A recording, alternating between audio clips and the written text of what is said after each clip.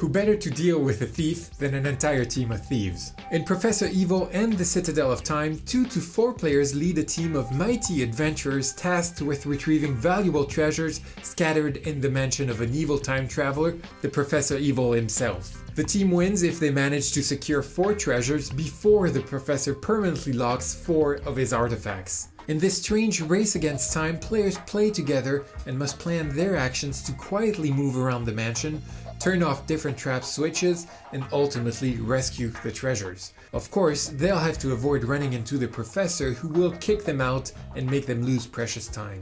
On top of the basic actions such as moving from room to room, unlocking doors, deactivating switches, and rescuing a treasure, each adventurer can count on a personal deck of special power cards. On his turn, a player draws 2 cards, choose one, and discard the other. He can then trigger the special power at any time during his turn. Depending on the character, powers may help to deactivate switches more easily, to move more freely, to unlock more doors, or to increase the amount of time allowed before the Professor locks a treasure away. Some powers may also influence the villain's turn, because yes, Professor Evil takes a turn after each player. A few dice trigger the Thief Mastermind's moves, all the while showing how much time is left for the team to rescue each treasure. If the clock marker ever meets one of the treasure markers, that particular item is lost forever, snatched by the Professor. A new treasure then appears somewhere else in the manor, with usually some different switches to turn off. Therefore, the pressure is always on for the adventurers to rescue treasures before it disappears from under their noses. The dice are convincing when it comes to simulate the Professor's moves.